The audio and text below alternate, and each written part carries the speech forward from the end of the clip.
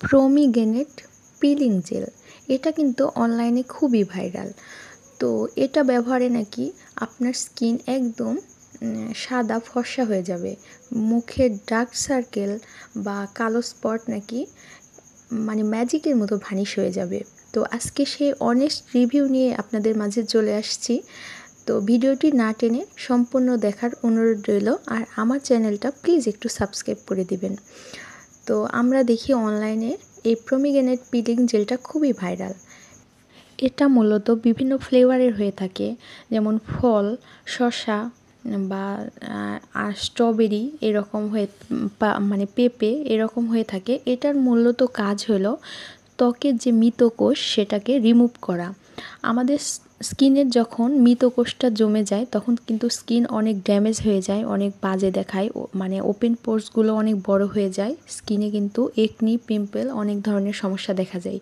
আর এই পিলিং জেলের কাজ হলো মূলত স্কিনের মৃত কোষকে দূর করা আর স্কিনটাকে মুহূর্তে একটা চকচকে ভাব নিয়ে আসা।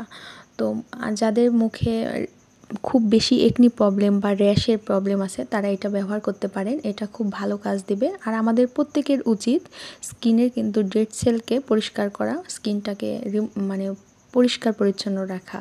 প্রোমিগেনেট পিলিং জেলটা এইটা ওনারা যেটা ক্লেম করে, এটা ব্যবহারে নাকি স্কিনের যে একনি বাম্পস বা গুড়ি গুড়ি ব্রণ যাদের স্কিনে আছে এটা দূর হয়ে যায়, স্কিনের ওপেন পোর্সটা খুব মিনিমাইজ করে, পোর্সটা অনেক টাইট করে, স্কিনটাকে অনেক হেলদি রাখে, গ্লোয়িং করে। তো আবার মানে মুখে যে কালো কালো ছোপ ছোপ দাগ আছে সেটা রিমুভ করতে খুব ভালো কাজে দেয়।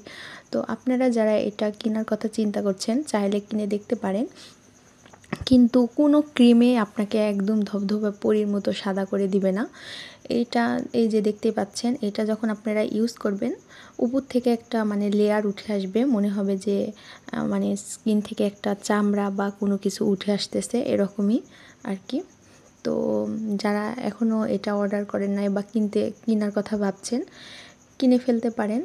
তবে কোনো ক্রিম বা ফেস ওয়াশ বা যে কোনো ইউজ করার আগে আপনারা অবশ্যই প্যাচ টেস্ট করে নেবেন, মানে আপনাদের স্কিনের সাথে সেটা যাচ্ছে কিনা, সেটা শ্যুট করছে কিনা সেটা দেখে নেবেন।